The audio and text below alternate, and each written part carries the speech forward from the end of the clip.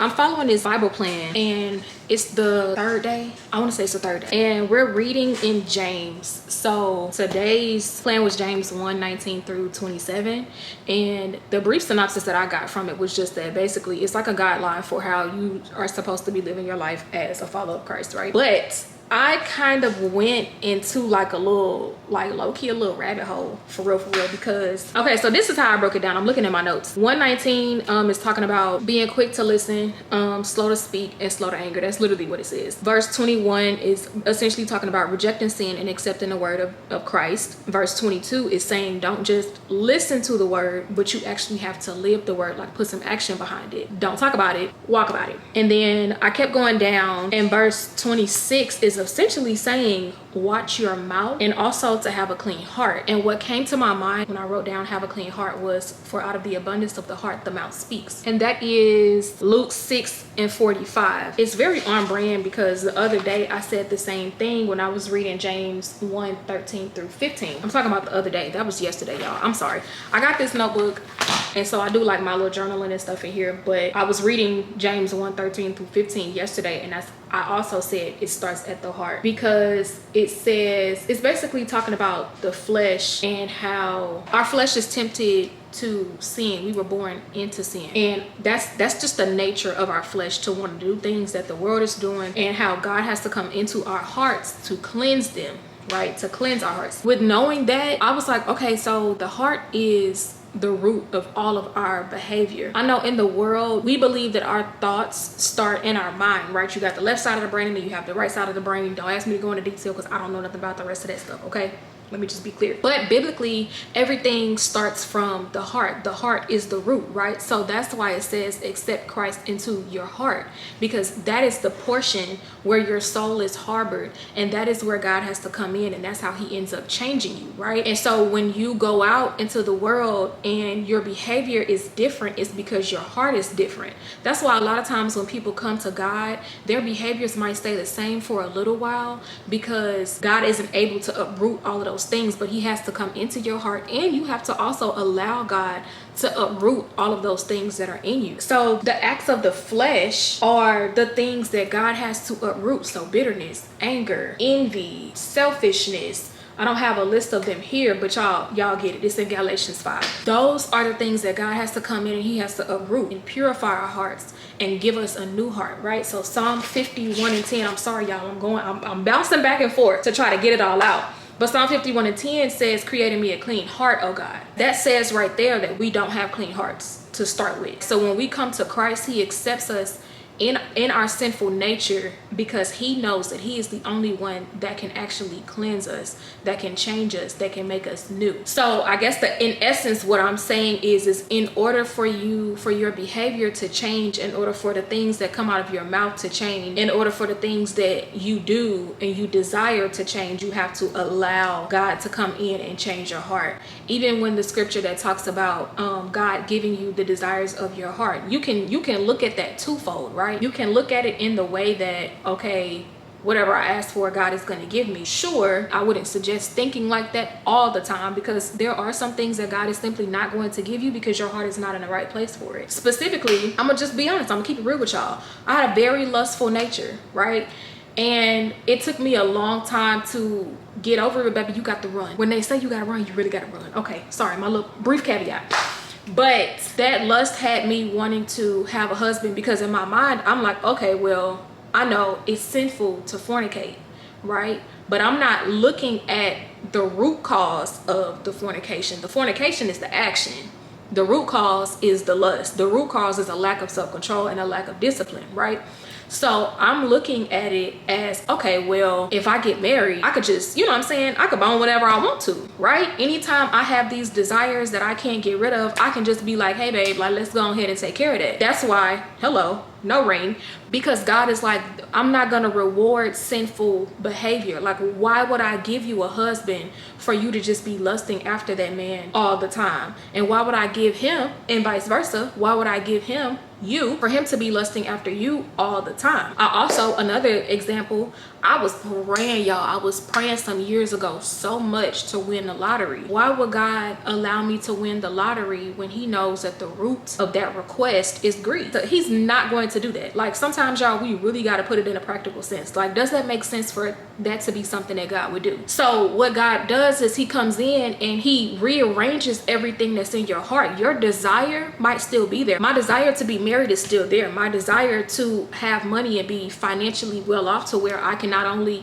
take care of my needs and my wants, but I can also help take care of other people's needs and even possibly other people's wants, right?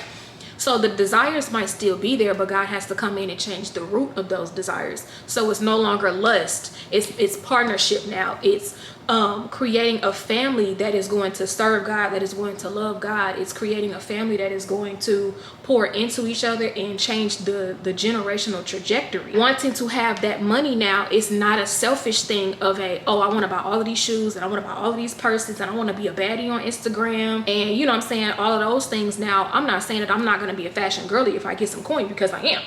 But you know what I'm saying, like it's no longer a selfish thing. It's more so for me now. I'm having more ideas of what I can actually do if I get a large amount of money, and it's not for me, it's to really help other people. So what God has to do is he has to come into your heart, but you have to allow him to come into your heart. You have to allow him to change you.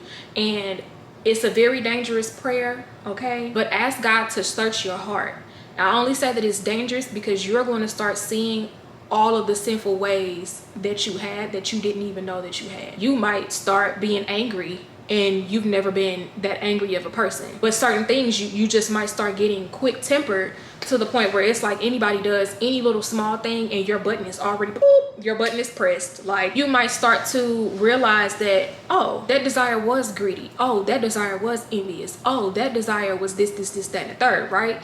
So it all starts at the heart. The fruits of the spirit is what God comes in and he places within you. That gentleness, the kindness, the faithfulness, the joy, the peace, the love, the self-control, the goodness. When he grants us those things, we'll start to see that some of our desires are going to come back and some of those prayers are actually going to be answered, because now we have the right foundation to be able to, again, what I said in the other video, to be able to steward whatever God gives us well. Even going back to out of the abundance of the heart the mouth speaks. Everything that you say can be pinpointed back to what's in your heart. When you ask God, hey, search my heart and cleanse it of anything that is not like you, you're going to start to notice that your language is going to change. You're going to go from I'm broke to I have everything that I need. I have everything that is provided for me. You're going to start going from having low self-esteem to I am the head and not the tail. I'm above and not beneath. I am the lender, not the borrower. Okay, I am a child of God. Your language is going to change, and then your behavior is going to change as well. And also, I wanted to point out how the Bible talks about your eyes and your ears. Your eyes and your ears, what you see and what you listen to, also make way for certain things to get into your heart. So with me knowing that I had an issue with lust, if there are sex scenes in a TV show, 9 times out of 10, I'm going to skip it. There was a couple days ago, I didn't skip it because I was doing somebody's hair and it was just too much. But I'm literally in my mind like la la la la la la la la la la la. Because that's how I have to block out my mind so that I don't allow those lustful desires or those lustful ways to seep back into my heart. And then now I have to start the whole process all over again. When it comes down to just even certain things like looking on Instagram or on TikTok and you see people who have certain things that you want. Like my favorite car is a G-Wagon, right? So if I see somebody with a G-Wagon, or I'm constantly seeing other people with G-Wagons, I mean, I'm not necessarily the jealous type, but we got to also understand that jealousy isn't just, oh, I hate you, I want you to die because you have what I want, or I want to take what you have from you. We're so used to it being that evil, but jealousy is also very subtle. It's, oh, I want that. Like, it's, you know what I'm saying? That's still jealousy. That's still coveting what somebody else has. So anyway, you'll start to notice that your language is going to change and then your behavior is going to change, but you gotta ask for God to come in and search your heart And again, don't be surprised when certain things start coming up that you're like, Lord, where is this even coming from? Like, I've never been this type of person before. Like, what's going on here? Another thing with guarding your eyes and your ears, there is certain music that I don't listen to. Any music that is promoting sex, I gotta turn it off. That's just how I am now. Like, I don't want to listen to it because I don't want to allow the devil any kind of foothold to be coming back and trying anything with me. Like, let me be, please. Or even music that is promoting violence. Like, I'm not a violent person at all, but I still don't want to hear that. I don't want to listen to that, because then that gets into my spirit. And I notice that if I'm listening to a lot of like rap music, trap music, or whatever, I start becoming angry. I start becoming impatient. And when you guys get to that level, if you're not already there, you'll notice how, oh, I listened to this song and now I just got mad at you for something small that I never needed to be upset with you about. And what you hear is getting into your heart. And what's in your heart, again, out of the abundance of the heart, the mouth speaks. So you have to watch all of those things. You got to make sure that you're not allowing the devil any kind of foothold into your life by what you're watching, what you're listening to, and then making sure that that doesn't get into your heart. Because once you repeat it and when you say it out loud, that's what you're going to start doing. That's why so many people are talking about manifest. A lot of times we speak things and it begins to come true. So you have to listen to and watch things. You need to watch your sermons. You got to be reading your Bible. You got to be listening to gospel music. You got to be listening to the pastor when he's actually talking to you. Make sure that you're surrounding yourself, that your environment is godly, because if your environment even has a little bit of sin, you're going to start teetering, tottering closer to that, because again, our nature is sinful.